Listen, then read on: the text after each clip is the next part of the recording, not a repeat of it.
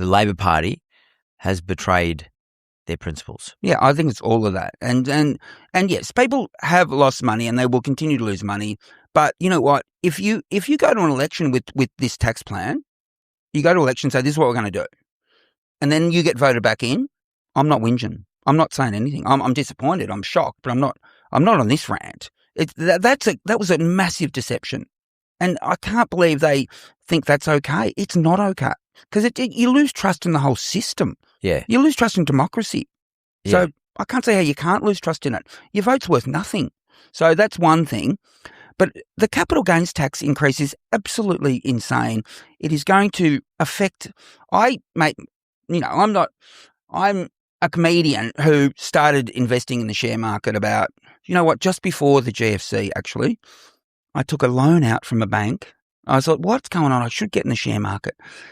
And the bank I was with said, oh, you take a margin loan out. And I said, all right, yeah. And they said, you just pay the interest, be fine. And the share market goes up. So, you basically, I think you could negative gear it. I think you could actually, the loan. Yeah. So I said, you sure? Mate, the GFC hit probably 3 months after I had spent a lot of money on shares, a lot of money. It hit big time. The bank was calling me, wanting their money back. I'm like, what the hell's going on here? So you maybe should explain what a margin loan is to the listeners. A margin loan is when it's generally associated. Is it what you would know? Is it always associated with shares, or is it with? Well, no, just shares. So you might want to buy $100,000 worth of shares. The bank will lend you $50,000. Perhaps you put 50 you own, and they'll give you $50,000. But that's based on the shares being a certain price. Let's say the shares, 100,000 shares, like they're $1 each, for argument's sake. But if they go down to 50 cents, the bank says, "Well, we only want to lend you 50%." So now you got to pay us 50% back straight away. Yeah. Like 20 days or whatever. So margin loans aren't like a home loan. If the value of the property, the asset goes down, you got to pay back. Yeah. You got to change. You always got to keep the margin on that example, 50%. And I got a lot of calls from the bank to give them the money back. What happened? Well, luckily for me, I was able to do that because I was earning good money. So I was able to cover it, but I was shell shocked. And, I decided never to leverage again, which, I was never to borrow where I could get in trouble again. I just decided that was the moment. And you know what? Some of those the shares I bought actually just left the stock exchange. There was ABC Learning. Remember them? Yeah. So they just dissolved. Yeah. Babcock and Brown. Yeah, I remember them too. They were a superstar, Babcock. We thought they were Macquarie Bank. I thought they were like Macquarie Bank. They were run by ex-Macquarie guys, and they were going to be the next Macquarie Bank. Yeah, so those are my two that just... How'd you know about them? Mate, I bought stock investor magazines. Right. So I was literally just bought magazines, what I buy. And so I just see what was tipped in there. So I just bought those two, along with a lot of other ones. You bought the story. I did, but you know what? So I was able to pay off the margin loan, but I didn't even look at my portfolio for, I reckon, 4 or 5 years. So I was so that just hurts me. Yeah. But then I don't know how many years later though, I just went and had a look. And it was above what it was. It had actually gone up. Yeah. And it was like, I had bought some shares that were like, I bought realestate.com.au and I didn't realize, when it was like hardly anything. And that, oh my God, that had gone up 100 times or something. So some of them had gone up. That's when I went back and looked at those shares, that's when I fell in love with the share market. I said, all right, there is money to be made. There is a way to build wealth here. I'm not ever going to do it through loans, but I'm going to do it through money I earn. And I told my kids that. I said, guys, you go work at Woolies. My son's got a job at Woolies. I said, you work a shift, you might get $100. Buy, with 50 of that 100, buy a BHP share, and if you sit it there, it'll grow in value, and you will get to a point in your life where you don't have to work because the money you've already earned will be working for you. Yeah. So that's the lesson I wanted to teach my kids. And so when they changed that CGT to double, so even my son now buys a $50 or $60 BHP share. If it doubles in value, he might earn $5,000 at Woolies for the year, but he has to pay 30% tax on the profits of that share. Yeah. That is just discouraging any kid from building wealth. Yeah. And I just find that insane that this government would do that. And I just think it really offends me that they just think we all should be working for a wage, and all the most we could dream about is having, a unit in Marrickville or something. Like, I feel like the government now are full of people who have never worked in private sector and don't understand the risk or the reward or the work, or, that you need an incentive because you're putting your balls on the line. And the incentive is that if it works for you, that you can get a gain out of it. To take half of it, to make it the biggest capital gain tax in the world, and think that's not something that strivers and people with ambition are going to be offended about.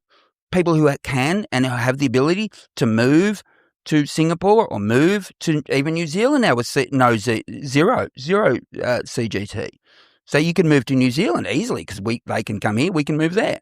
And you could then start a life there. I think we're going to miss out on so many innovators and people who can come up with ideas that can take this country beyond what it is. It's just I find it really small thinking, and I think what they've done will really hurt the economy in the long run, and it will mean that everyone's poorer. So I'm really offended about it. I'm offended on behalf of my children and the kids of Australia, and a lot of I don't think they understand. I hope one day they'll actually go, hang on, maybe he was onto something. I don't know. Well, that's why I'm offended. Well, what offends you the most, though? Is it the fact that they didn't go to an election with this? Yes, that offends me the most. You've got to go to an election. Or the narrative. The narrative is, we're just trying to do this because all the billionaires are buying property through the self-managed super fund, or all the billionaires, which they don't, but all the billionaires, because billionaires don't even care about super funds. They're not interested in $1 million. The billionaires couldn't care. Billionaires are going to be fine. They'll keep doing. I'll be fine. Yeah. But there's the people who I'm a billionaire, but I'm fine. So they've grandfathered it anyway. But whatever. But there's no way for the new generation to come through. There's no way for them to so they can't do what you did. So they can't do what I did. Yeah, but that's the narrative. That's the thing. It is, and I don't know why people don't understand that. I've been trying my hardest to understand the narrative. So the narrative that we are doing this to help the intergenerational inequity, in other words, the inequity that you have caused, I have caused for our kids and their cohort. I don't understand how taking away from what made us more wealthy or gave us a level of wealth, taking it away from a younger generation actually cures the inequity. It doesn't. It's ridiculous. But how do you think they can get away with that narrative? I mean, they're getting away with it. No, because people don't pay attention. I never paid attention, mate. I never paid attention.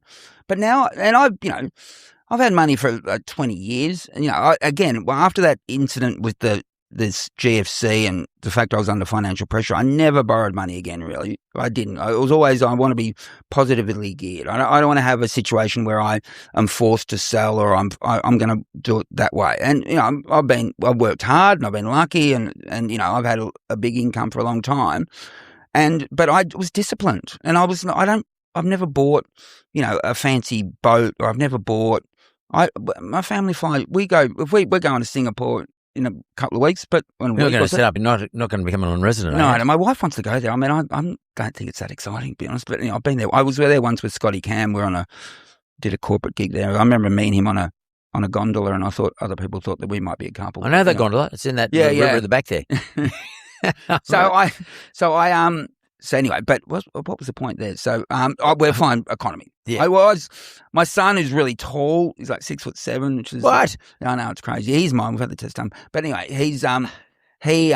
you should go business. No, mate, you work at Woolies. You want to go business? You work 4,000 shifts, and you might be able to afford a business class seat, mate. You're gonna be uncomfortable for 10 hours. I mean, it's real first world problem.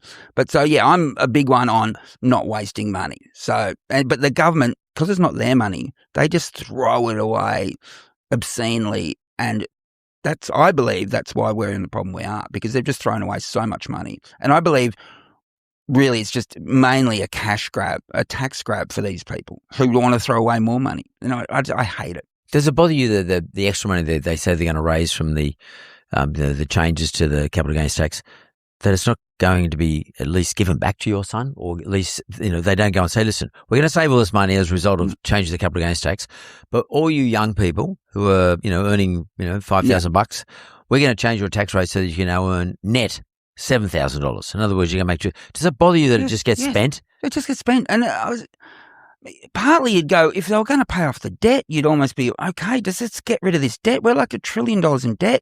It's like, we got to get this down, guys. But it's like they've given up on ever paying off the debt, which is just going to keep everyone poor forever. I'm thinking about it a lot. I get obsessive. I'm not going to lie. But I reckon the first 50,000, I know that, hear me out on this one, because I'm going down a number of rabbit holes. But Well, we love rabbit holes. All right, so the minimum wage has gone up recently, and obviously you want everyone to have a wage they can live on. Yeah, that's totally. great. But you know what? Who it doesn't affect? It doesn't affect the government, because everyone who works for government is already above minimum wage. The wages in government jobs are, I think, 15 to 20% higher than private sector. Yep, that's right. Because there's no checks and balances.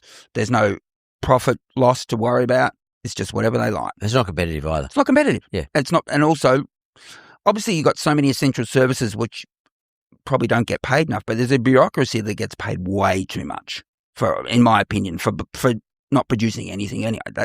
So the government. There's no pressure on them to perform or be productive. No. Because there's not a boss sitting above saying, listen, we got to make profit in this unit.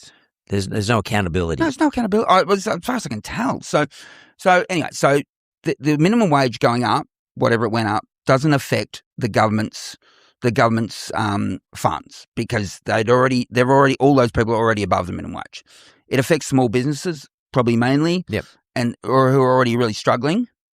But you know what? Who it helps? It helps the government's profit. It helps their taxes. Yeah, because they make more tax. Yeah, so they get 30% of the extra bit that the small businesses have to give their workers. And again, I want workers to have living wages.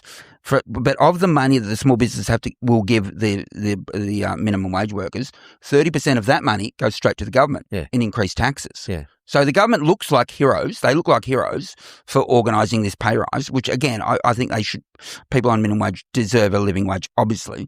They look like heroes, the government, and they also get a boost to their coffers. Yeah, to the revenue. It's a win-win for them. Yeah. But for small businesses who are already on the edge of existence, it will send some of them to the wall. I reckon that there shouldn't be any tax at all for anyone under $52,000 a year. So if you can earn $52,000 a year, no tax. Yep. You know what? A lot of people get cash anyway, so it's like, and I'm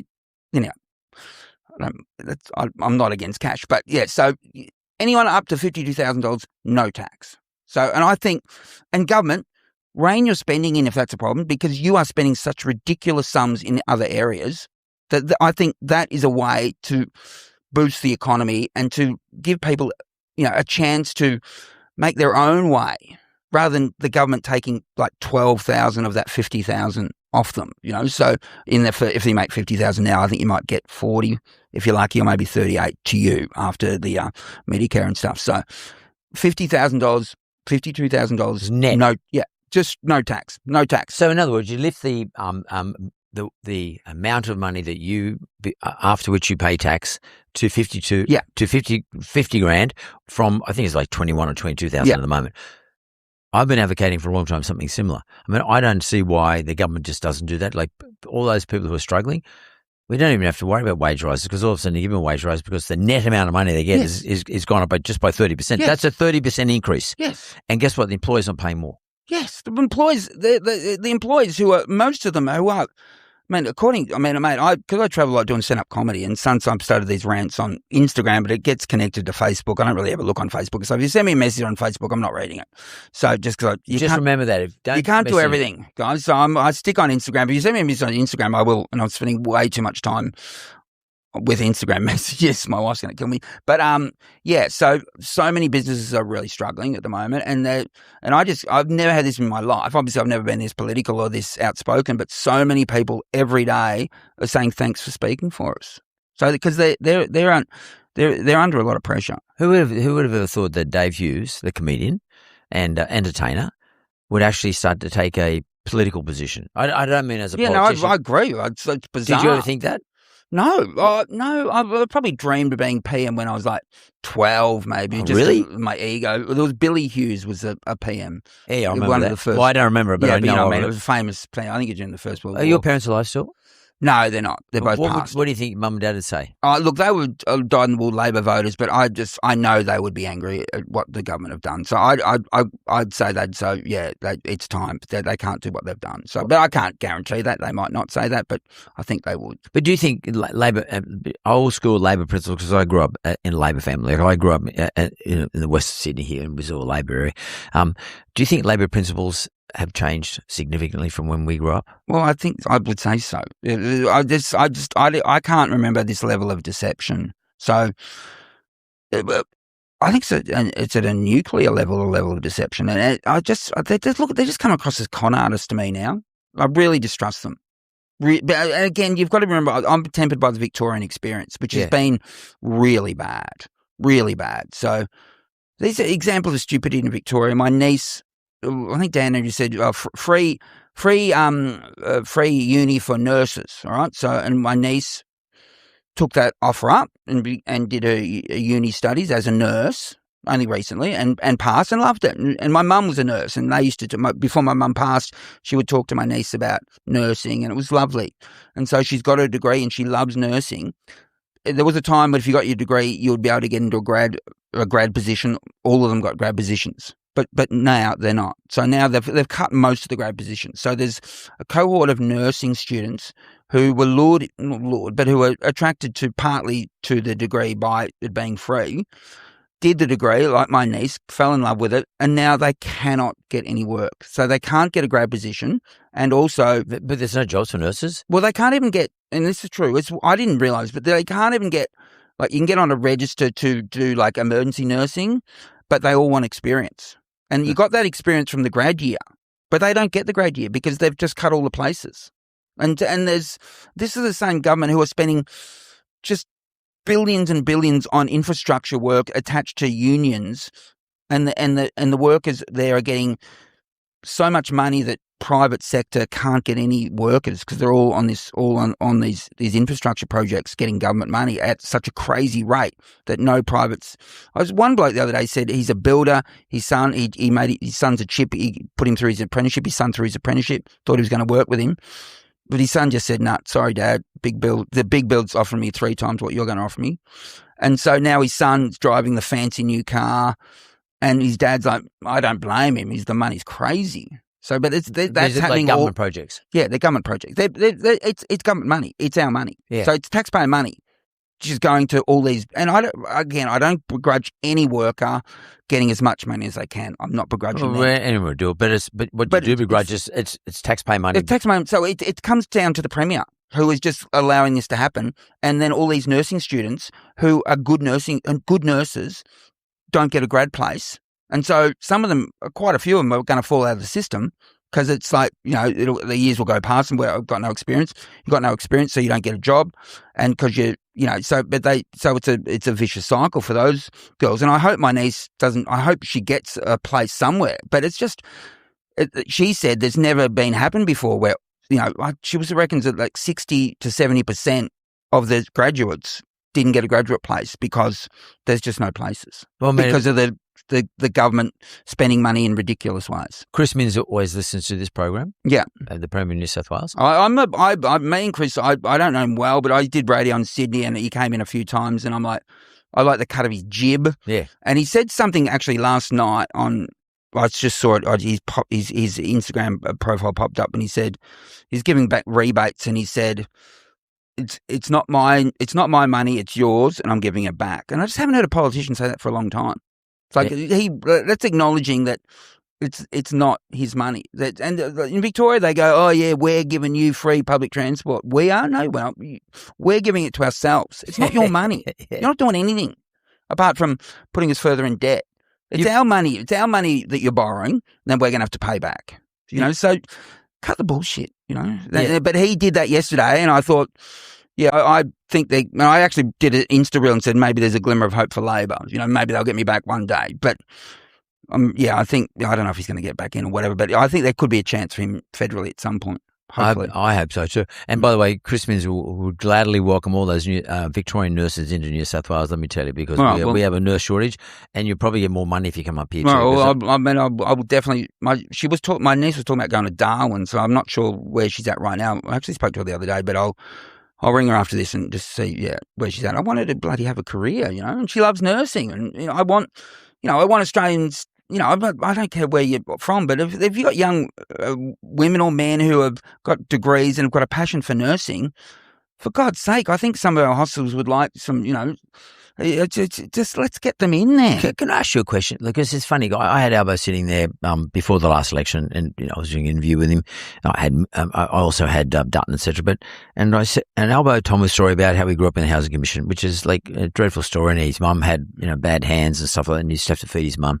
And for a moment there, I was not feeling sorry for him, but I was empathising with him. Let's call it that. And I actually thought to myself, I hadn't really met him before, and I thought, he's actually a likeable bloke. Yeah, no doubt, mate. I've met him a number of times and always got along really well with him. So, and I get all that stuff, right? I mean, he's likeable, but do you think that they've taken this all too far? They've actually thought that everyone loves us and that yes. we're all likeable and we can do whatever the hell we like? Yeah, I mean, they won in a landslide, but they won off a lie. Like, if they had have said what they were going to do, they might not have won. They might have.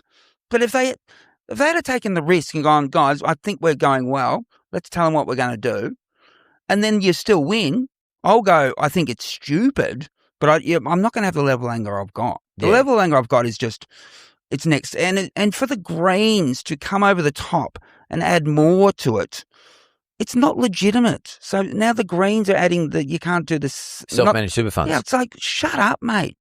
This is not legitimate. You're not legitimate here. None of this is legitimate. None of this was voted on.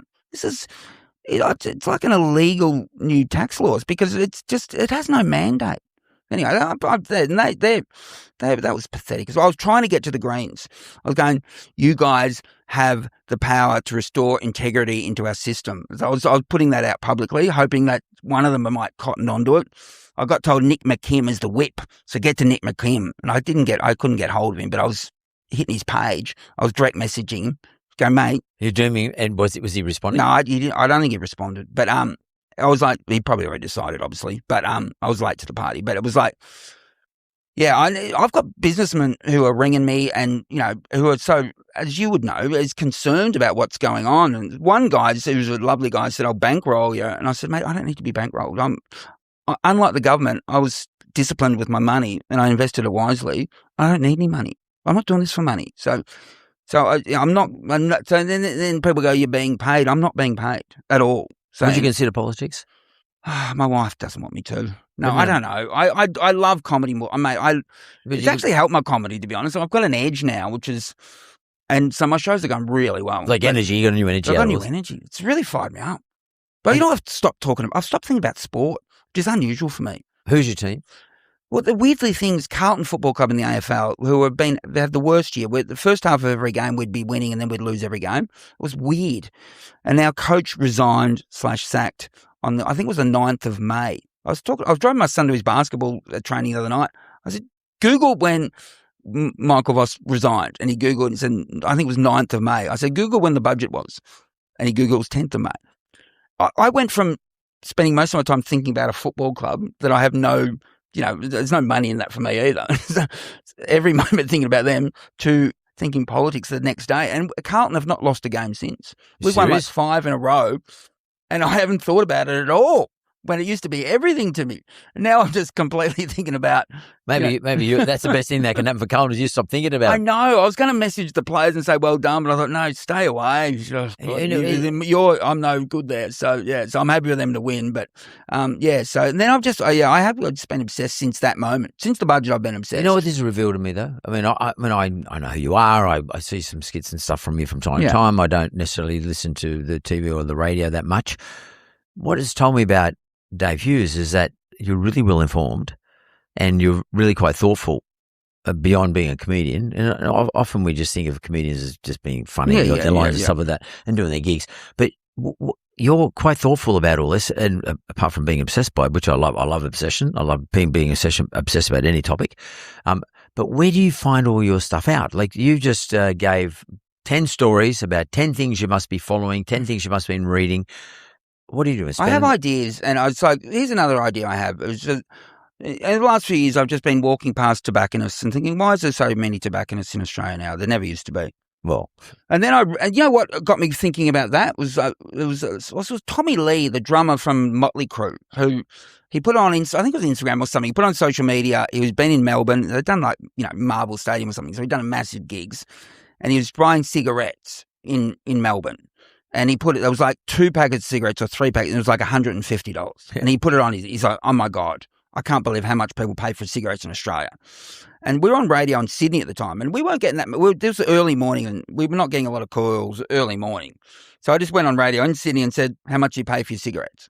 With no way. I don't smoke. I used to smoke.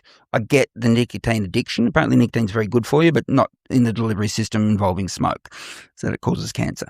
But I get the love of nicotine. But even that just, I don't want to interrupt, but just that little description. Yeah, right, yeah. Is very good. Yeah, thank you. A nicotine, but the delivery system, not the smoke. Because nicotine's got to be carried into your system. Yes. And it's been carried through smoke, which is not good for you. The way you sort of dismiss yourself, but at the same time, that turn of phrase was very, I'm actually very, I'm surprised and delighted, and but the fluency of the way you speak, it's quite amazing, the way you think about things.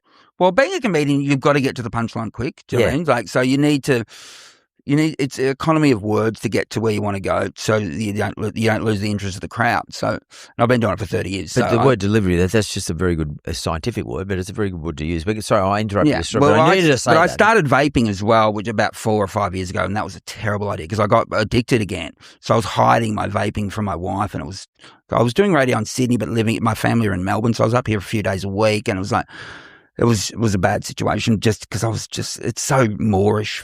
So I ended up quitting that and told her about it. Anyway, whatever. So I know the love of nicotine, and I know if you're into it, you got to find it. Yeah. And if you're addicted, you're gonna find it.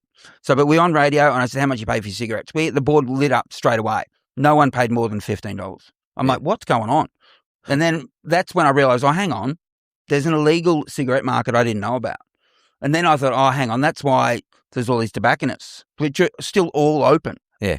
And I'm like, all right, so there's billions of dollars being shipped out of this country. Not taxed. Not taxed. Because they'll be paying cash. Yeah, it's all, of course. So not taxed. So there's billions of dollars probably leaving the country in shipping containers, which is gone forever. And it's coming from all these tobacconists, which are in plain sight. They're all in the main streets. They're the only 2 businesses that I can see in Australia which have increased their visibility on main streets in the last 20 years is tobacconists, who obviously sell illegal tobacco, and massage centres, which we know what they sell. So, and they are everywhere, both of those businesses. They're the only 2 businesses I've seen rise, and none of them, very little tax are being paid. 2 poisons. But and I get both. Don't get me wrong, I get both. But there's no tax being paid. So criminals basically are operating both businesses. I mean, not everyone, obviously, and I don't want to get sued, but I think we all know what I mean. So there is money, cash money, leaving this country through those 2 ways, and I'm talking, it must be billions and billions of dollars. Why aren't our governments going, no, I see you, I'm shutting you down. Yeah. I was in Bondi recently, and I walked past, no, I wasn't Bondi, I was in the city, I was in Oxford Street, and I walked past a tobacconist that had a sign on it. This business is closed for 3 months because of selling illegal tobacco. And I thought, all right, Chris Minns has actually got onto it. I've never seen that sign in Victoria. And so it's closed for 3 months. I thought, are they all closed in the area? Surely you can't get illegal cigarettes anywhere near this joint because this place has been raided. The next joint was like 100 metres up the road, walked in, $15 cigarettes. Just blatant. Like, so this one's been shut, this one up the road.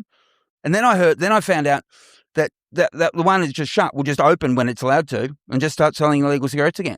So it's just so much money leaving this country. Why don't the governments go, all right, the tax is way too high, people are still going to smoke, and have that. I saw Pauline Hanson talk about it, which I don't know if she's following my Instagram, but I put this on quite a while ago. So it's like, that's common sense to go, what are we going to do here? There's a problem, let's fix it. Why isn't anyone in the government fixing it when so much money is spent on wages in our government. So much money. It's not as if they haven't got enough resources to They've got chase it down. so many resources, mate. They're in so much money. Yeah. What are they doing all day? I don't know. And maybe if they collect the tax on that stuff and the tax on the income that they're earning, not just the GST, but you're right. Yeah, the actual income for the profits that these people are making, they probably do need to make changes to the capital gains tax. They could have left it the way it was. It's just crazy why they could. There's so much money to be earned lawfully if anyone in the government would do some work and think, not just. There's so many crazy situations. I was doing a gig at a coal mine recently, and I just said, "How much coal?" I said, "Well, what's that pile of coal worth?" It's a big dust pile. I said, "That's probably a couple of $1 billion." I said, "Where's it going?" They said, "A lot of this stuff goes to Europe." So what's going on? We're not allowed to burn it here, but we can sell it, and they can burn it. That's weird. Like, that's just virtue signaling. It's one planet. So if you believe that coal kills the planet, why are you letting other countries burn it? Why don't we just burn it? You know what I mean? As if you're... Yeah, because they're going to be able to say, we don't do it. It's virtue signaling. They do it. They do it, and then we buy the products back. We buy steel back. Yes. It's like, what's going on here, guys? This is not... You're not helping the planet. You might... Maybe someone in the UN gave you a pat in the back, but it's ridiculous. And we are so broke that we need to have these conversations. Do you think it's stupidity or deception? I think it's a bit of both. I think stupidity plays a massive part. Or laziness. Yes. Laziness is a big part of it as well, is what I believe. It's laziness. Well, you look at this budget that just every second day they're going, oh, there's a new... Like today, there was like... We found out that Jim Chalmers was on radio this morning saying, yes, if a couple own an investment property in both their names, if one of them dies... Well, then it goes back in, and you've got to pay the whole. It starts all over again. In other words, you don't get grandfathered under the old capital gains tax provisions. So a wife or a husband could be grieving their suddenly departed partner, and then get slapped with a massive tax from the government. Yeah, so that's like a death tax. Yes, it's a tax as a result of death. So Jim Chalmers confirmed that this morning on radio. I did a reel about it about 10 o'clock because people were saying, do a reel about this. And I'm like, all right, sure. And there's so much comedy in it. It's just ridiculous. And then in the afternoon, apparently Elbow said, no, we're not going to do it anymore. Changed their mind. Yes, so they haven't thought about it. Yeah. It's not been thought about. They've done these massive changes which affect every single person. They haven't thought about it. They haven't done their homework. So, Hughes, what do you think then about the so-called consultation, the Senate inquiry, bullshit, the 2 days? It was ridiculous. It involved all their mates, uni students. You know what really annoyed me? And I've been public about this. The only business founder they could find to support the changes after a few days after the budget was on the front of the Sydney Morning Herald and probably the front of the Age and other papers as well. And I thought, who's this bloke? Because I have not seen a business person happy with this. His name was Tom Hurt.